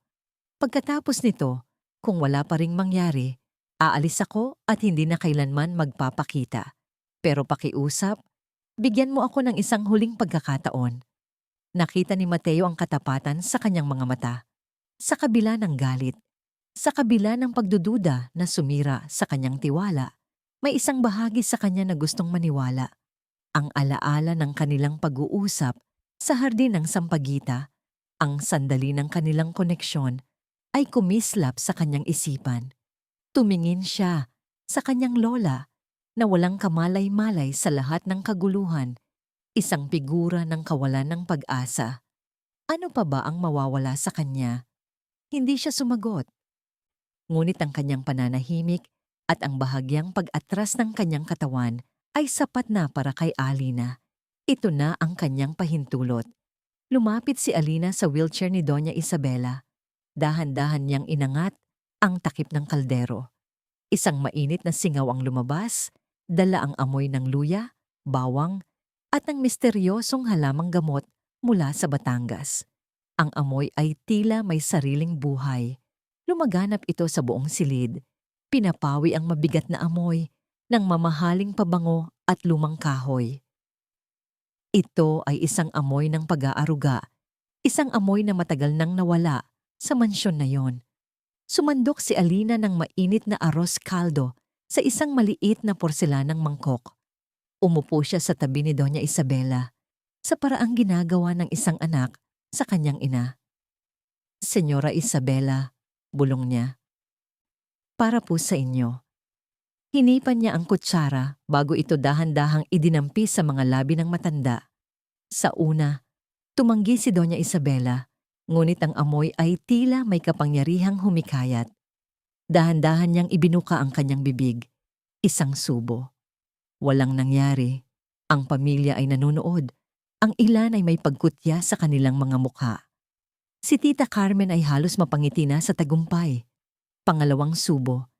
Isang bahagyang paggalaw sa mga mata ni Doña Isabela. Isang pagkurap na mas matagal kaysa karaniwan. Pangatlong subo. Ang blangkong tingin sa kanyang mga mata ay nagsimulang magkaroon ng liwanag na para bang isang ilaw ang dahan-dahang binubuksan sa isang madilim na silid. Ang kanyang mga kamay na laging nakapatong lang sa kanyang kandungan ay nagsimulang kumuyom. At pagkatapos, isang ilog ng mga alaala ang bumuhos. Ang mga pira-pirasong imahe na dinala ng sinigang, adobo at kare-kare ay nagsama-sama, bumuo ng isang buo at malinaw na larawan. Ang kurtina ng 50 taon ay biglang bumagsak. Ang mga mata ni Doña Isabela ay napuno ng luha, ngunit hindi ito luha ng kalungkutan. Ito ay luha ng pagkaunawa. Tumingin siya sa paligid ng silid. At sa unang pagkakataon, sa loob ng maraming taon, hindi na mga anino ang kanyang nakikita, kundi mga tao. At pagkatapos, ang kanyang tingin ay napako kay Tita Carmen. Ricardo, ang kanyang boses ay mahina sa simula. Garalgal dahil sa matagal na hindi paggamit. Ngunit pagkatapos, lumakas ito. Puno ng damdamin at sakit, hindi siya ang masama. Isang nakabibinging katahimikan ang bumalot sa silid. Ang mga alaala ay bumuhos mula sa kanyang bibig, hindi na pira-piraso, kundi isang buong salaysay. Isang pelikula ng nakaraan ang ipinalabas para sa lahat. Katotohanan, Part 1. Si Ricardo Cruz, mahal niya ako at mahal ko siya. Ngunit ang asawa ko, ang lolo ninyo, si Eduardo, siya ay isang malupit at mapanibuguing tao. Ang lupa sa Tagaytay, iyon ay pamana sa akin ng aking mga magulang. Gusto lamang akong tulungan ni Ricardo na makuha ito mula sa kontrol ni Eduardo. Hindi niya ito ninakaw. Katotohanan dapat duto. Ang mga mata ni Doña Isabela ay nag-aapoy ngayon, nakatutok kay Carmen. Ang kapatid ni Eduardo, si Conrado, siya ang traidor. Siya at ikaw, Carmen. Bata ka pa noon, puno ng inggit at ambisyon. Kayo ang gumawa ng mga pekeng dokumento. Kayo ang nagtanim ng ebidensya para palabasin na si Ricardo ang magnanakaw. Kayo ang dahilan kung bakit nasira ang pangalan niya. Kung bakit siya umalis ng bansa na wasak ang puso. Ang tunay na testamento ng aking ina, itinago ninyo. Nasa loob ng lumang estatwa ni Santa Clara sa kapilya. Ang bawat salita ay isang bomba na sumabog sa loob ng silid. Ang kasaysayan na alam ng lahat, ang pundasyon ng yaman at galit ng mga De Leon ay gumuho sa loob lamang ng ilang segundo. Si Tita Carmen ay napasandal sa kanyang upuan. Ang kanyang mukha ay kasing putla ng isang papel. Hindi totoo yan. Nagsisinungaling ang matanda. Ngunit ang panginginig ng kanyang boses ay nagbunyag ng kanyang pagkakasala. Gumuho ang kanyang mundo. Tumayo siya. Natumba ang kanyang upuan at tumakbo palabas ng silid. Ang kanyang mga hikbi ay umalingaw-ngaw sa pasilyo. Ang buong pamilya ay naiwang tulala, hindi makapaniwala. Nakatingin sa kanilang matriarch na ngayon ay ganap ng gising at sa babaeng may dala ng mangkok ng lugaw na siyang naging susi sa lahat. Sa labas, sa dilim ng hardin, isang anino ang umatras mula sa bintana. Si Javier Cruz, na palihim na nanonood sa buong pangyayari, ay napasandal sa isang puno. Narinig niya ang lahat. Ang kanyang lolo, si Ricardo Cruz, ay hindi isang magnanakaw. Siya ay isang biktima. Ang poot na minana niya sa loob ng maraming taon ay biglang nawala ng pundasyon. Naiwan siyang nakatayo sa dilim. Ang buong pagkatao niya ay nayanig. Ang kasaysayan ng pamilyang De Leon ay muling naisulat. At ang nagsulat nito ay isang simpleng kusinera na may pambihirang regalo. Lumipas ang ilang buwan, ang alikabok na nilikha ng pagsabog ng katotohanan ay dahan-dahang humupa. Ngunit nag-iwan ito ng isang tanawin na tuluyan ng nagbago. Ang pamilyang De Leon ay napilitang harapin ang kanilang mga multo matapos mahanap ang tunay na testamento sa loob ng estatwa sa kapilya. Walang nagawa si Carmen kundi aminin ang lahat. Tinanggalan siya ng lahat ng kanyang karapatan at posisyon sa kumpanya at nabuhay sa kahihiyan sa loob ng mansyon. Isang estranghero sa sarili niyang pamilya, si Mateo, bilang bagong pinuno ng pamilya, ay ginawa ang isang bagay na hindi kailanman nagawaan ng kanyang mga ninuno. Nagpakumbaba siya. Sa isang formal na pagpupulong, personal siyang humingi ng paumanhin kay Javier Cruz at sa buong pamilya nito. Isinauli niya ang mga ari-arian na hindi nararapat sa kanila, kasama na ang mahalagang lupa sa Tagaytay. Ang matagal na alitan sa pagitan ng dalawang pamilya ay opisyal nang nagwakas. Hindi sa isang pagsabog, kundi sa isang tahimik na pag-amin ng pagkakamali. Isang maaraw na umaga, nagmaneho si Mateo papunta sa timog, palayo sa ingay at polusyon ng Maynila. Ang kanyang patutunguhan, isang maliit na bayan sa baybayin ng Batangas. Doon, sa isang maliit na kainan na nakaharap sa asul na dagat, natagpuan niya si Alina. Bumalik si Alina sa kanyang probinsya matapos ang gabi ng pagbubunyag. Tinanggihan niya ang anumang gantimpala mula sa mga De Leon. Ang tanging hiningi niya ay ang pagtupad ni Mateo sa pangako nitong sasagutin ang operasyon ng kanyang kapatid na matagumpay namang naisagawa. Gamit ang natitira niyang pera, nagtayo siya ng isang maliit na karinderya sa tabi ng dagat, kainan ni Alina, kung saan nagluluto siya ng mga simpleng pagkain na puno ng pagmamahal para sa mga mangingisda at mga lokal. Nakita niya si Mateo na papalapit, nakasuot ng simpleng polo shirt at pantalon, malayo sa imahe ng aroganteng tagapagmana na una niyang nakilala. Umupo si Mateo sa isa sa mga mesang gawa sa kawayan, Ang amoy ng alat ng dagat ay humahalo sa amoy ng ginataang tulingan mula sa kusina. Alina, sabi niya, ang kanyang boses ay mahinahon. Walang mga formalidad, walang mga bodyguard. Tumingin lamang si Alina sa kanya habang nagpupunas ng mga baso. Nandito ako para magpasalamat, pagpapatuloy ni Mateo, at para humingi ng tawad sa hindi pagtitiwala sa'yo, sa pagtataboy sa'yo, sa lahat. Tumango si Alina, isang tahimik na pagtanggap sa kanyang sinabi. Alam ko na walang halaga ang makapagbabayad sa ginawa mo para sa amin, para sa lola ko, sabi ni Mateo. Pero hindi pera ang dala ko. Tumingin siya sa dagat. Pagkatapos ay bumalik kay Alina. Gusto kong mag-alok ng isang partnership. Ang lupa sa Tagaytay, isinauli ko na ito sa mga cruise. Pero bilang kapalit, nag-alok sila ng isang joint venture. Gusto naming magtayo ng isang culinary school doon. Isang paaralan na magtuturo at magpepreserba ng mga tradisyonal na lutuing Pilipino. At gusto naming ikaw ang mamuno dito. Hindi ito isang utos, hindi ito isang alok na trabaho. Ito ay isang paanyaya, isang pagkilala sa kanyang talento, isang alok na nakabatay sa paggalang. Hindi kaagad sumagot si Alina. Sa halip, isang maliit na ngiti ang sumilay sa kanyang mga labi. Isang ngiting payapa, malaya, at puno ng kapanatagan. Isang nangiti na hindi pa nakikita ni Mateo sa kanya noon. Pumasok siya sa kusina at pagbalik niya ay may dala siyang isang malaking mangkok na umuusok. Inilapag niya ito sa harap ni Mateo. Mainit na bulalo. Ang sabaw ay malinaw at mamantika, ang mga piraso ng baka ay malambot, at ang mga gulay ay sariwa. Ang amoy nito ay simple, masustansya, at totoo. Tikman mo muna ito, sabi ni Alina.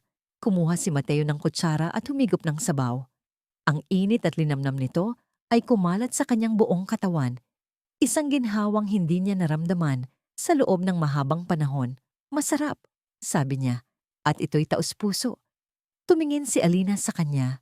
Ang kanyang mga mata ay kasing linaw ng dagat sa kanilang harapan. Ang pagkaing iyan, sabi niya, ay walang alaala. Wala itong nakatagong lihim o masakit na nakaraan. Panlasa lang ito ng kasalukuyan. Naiintindihan ni Mateo. Ito ang kanyang sagot. Isang paalala na bago nila pag-usapan ng kinabukasan, kailangan muna nilang matutunang namnamin ang nangayon. Ang kwento ay nagtatapos doon, sa dalawang taong magkaharap sa isang mesa sa tabi ng dagat. Naghahati sa isang simpleng pagkain, hindi bilang amo at katulong, hindi bilang tagapagligtas at nailigtas, kundi bilang dalawang tao na binigyan ng pagkakataong magsimulang muli. Ang kanilang relasyon, tulad ng isang bagong recipe, ay hindi pa naisusulat. Ngunit sa unang pagkakataon, ang mga sangkap ay naroon na paggalang, pagkakapantay-pantay, at isang hinaharap na malaya sa mapait na lasa ng nakaraan, handa ng kanilang lutuin ng magkasama.